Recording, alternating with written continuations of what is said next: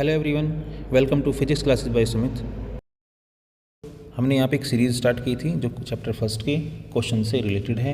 तो इसी सीरीज़ के हम नेक्स्ट क्वेश्चन को स्टार्ट करते हैं। तो हमारा क्वेश्चन है question number 11। The force experienced bye A charge particle of -6 coulomb in the external electric field is 60 Newton toward the north.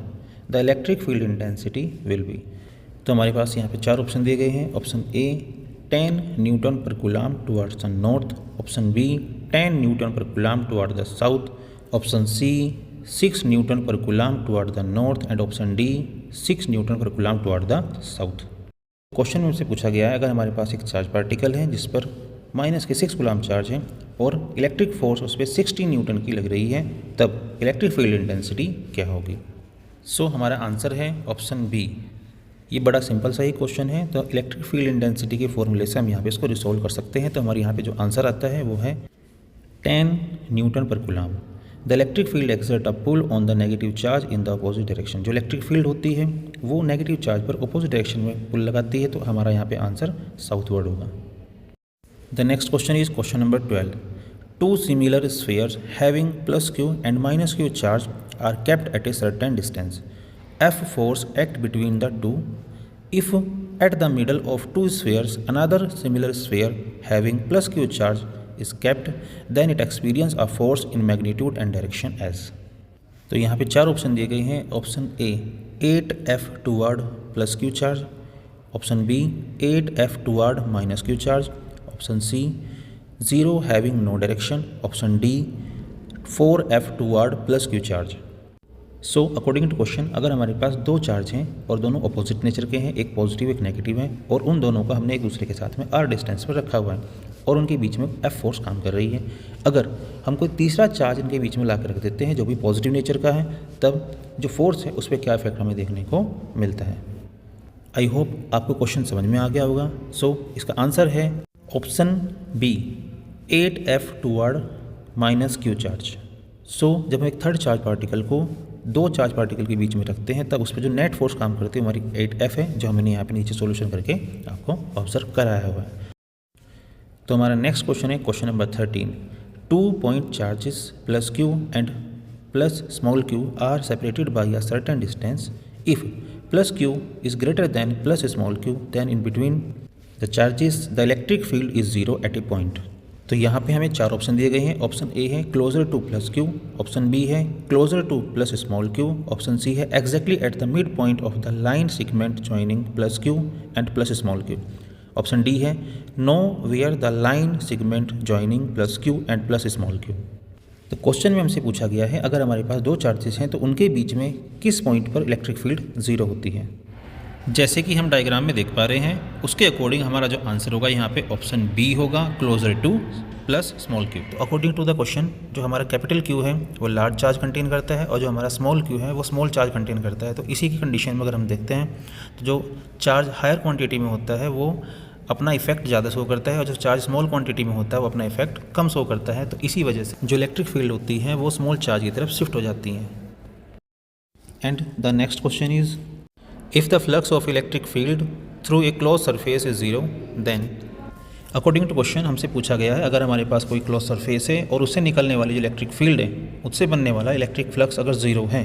हमारे पास यहाँ चार ऑप्शन दिए गए हैं। Option A the electric field must be 0 everywhere on the surface, option B the electric field may not be 0 everywhere on the surface, option C the charge inside the surface must be 0 and option D the charge in the vicinity of the surface must be 0। सो हमारा answer है option C. किसी body में close surface से बनने वाला electric flux अगर 0 होता है then according to Gauss theorem the charge inside the surface must be 0। And now the next question, question number 15। The electric field inside a spherical shell of uniform surface charge density is. क्वेश्चन में हमसे पूछा गया है अगर आपके पास कोई spherical shell है और उस पर सरफेस चार्ज डेंसिटी यूनिफॉर्म है तब उसके अंदर इलेक्ट्रिक फील्ड कितनी होती है। हमें यहाँ पे चार ऑप्शन दिए गए हैं। ऑप्शन ए है 0, ऑप्शन बी है कांस्टेंट, ऑप्शन सी है proportional to the distance from the curve and the option D is none of the above. And हमारा आंसर है option A 0। As we know that all the charges are concentrated on the cell's outside surface, the electric field inside the cell will be zero according to the Gauss theorem. And the next question is question number 16. Why is gold used in the gold leaf electroscope? Question में हमसे पूछा गया है अगर हमारे पास एक electroscope है तो उसमें हम गोल्ड लीफ का इस्तेमाल क्यों करते हैं। तो हमें यहाँ 4 ऑप्शन दिए गए हैं। Option A, gold is easily available in nature. Option B, gold is malleable. Option C, gold is conducting in nature. And option D, gold is cheap. And हमारा आंसर है option B, gold is malleable. तो gold जो होता है हमारा, ये सबसे malleable substance होता है। इसी प्रॉपर्टी की वजह से हम गोल्ड को जितना चाहे उतना थिन यानी पतला बना सकते हैं, बाई हैमरिंग करके और बाई रोलिंग करके। इलेक्ट्रोस्कोप क्या होती है और ये किस तरीके से वर्क करती है, इसको मैं नेक्स्ट आपको अलग वीडियो में समझा दूंगा। ठीक है, चलते हैं क्वेश्चन नंबर 17 की तरफ। And the question is, which one of the following is the correct diagram of charge distribution in a hollow sphere. हमें यहाँ पे 4 डायग्राम 4 अलग अलग ऑप्शन में दिए गए हैं। तो ऑप्शन ए में जो डायग्राम हमें दिया गया है, इसी डायग्राम में हम देख सकते हैं कि जो चार्ज है वो सरफेस पर ऊपर की तरफ डिस्ट्रीब्यूटेड किया गया है। तो जैसे कि हम लोग जानते हैं चार्ज हमेशा सरफेस पर यूनिफॉर्मली डिस्ट्रीब्यूट होता है। तो इसी कंडीशन में हमारा जो आंसर है वो ऑप्शन ए करेक्ट हो जाएगा। Okay, and the next question is question number 18। The question is, the band gap between the valence band and conduction band is the measure of. Question में हमसे पूछा गया है जो वैलेंस बैंड और conduction band है, ये इनके बीच में बनने वाले बैंड गैप को क्या कहा जाता है और ये क्या है। हमें यहाँ 4 ऑप्शन दिए गए हैं। Option A, the conductivity of material. Option B, the resistivity of the material. Option C, charge density. And option D, ease of ionisation. हमारा आंसर है option A, the conductivity of the material. जो band gap होता है ये valence band और conduction band के बीच में डिफाइन किया जाता है। वैलेंस बैंड और कंडक्शन बैंड के बीच में बैंड गैप जितना ज़्यादा होता है, मटेरियल की रेजिस्टिविटी उतनी ज़्यादा होती है, और ये गैप जितना कम होता है, मटेरियल की कंडक्टिविटी उतनी हाई होती है। तो जो हमारा बैंड गैप होता है ये हमें बताता है कि जो हमारा मटेरियल है वो कितना ज़्यादा कंडक्टिव है और कितना ज़्यादा रेजिस्टिव है। मेटल्स के लिए बैंड गैप ना के बराबर होता है, बिकॉज जो वैलेंस बैंड और कंडक्शन बैंड होती है एक दूसरे के ऊपर ओवरलैप करते हैं, but between the insulator it is maximum.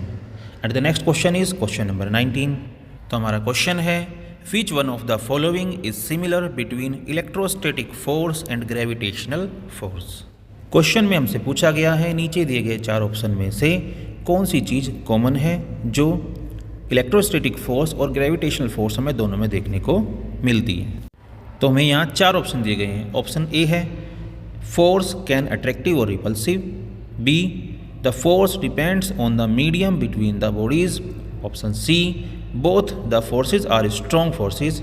And option D, force is inversely proportional to the distance between the bodies. So हमारा आंसर है option D, force is inversely proportional to the distance between the bodies.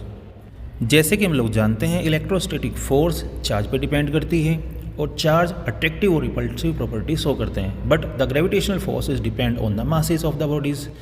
So हम कह सकते हैं जो gravitational force होती है उसमें ओनली अट्रैक्शन होता है, और यही जो डिफरेंस है हमें देखने को यहाँ पे मिलता है।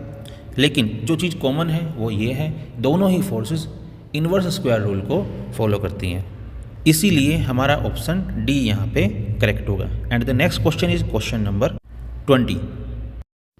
The question is, 2 equal and opposite charges of 2 × 10⁻⁻10 coulomb are placed at a distance of 1 cm, forming a dipole and are placed in an electric field of 2 × 10⁵ Newton per coulomb.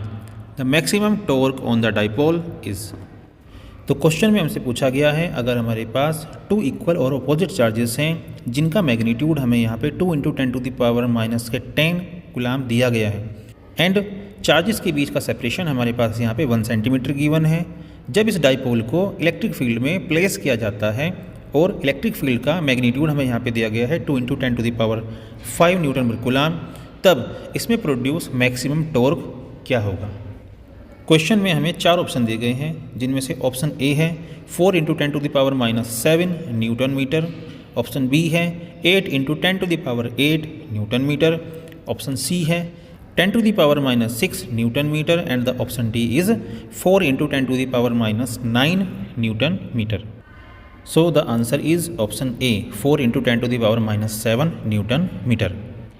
जब हम किसी इलेक्ट्रिक डाइपोल को electric field में place करते हैं तब वो अपने ऊपर एक फोर्स एक्सपीरियंस करता है, जो फोर्स उसे टॉर्क प्रोवाइड करने में हेल्प करती है। तो उस कंडीशन में जो टॉर्क प्रोड्यूस हमारा यहाँ होता है वो टाउ = PE हमें देखने को मिलता है। तो according to the question the answer is 4 × 10⁻⁷ newton metre.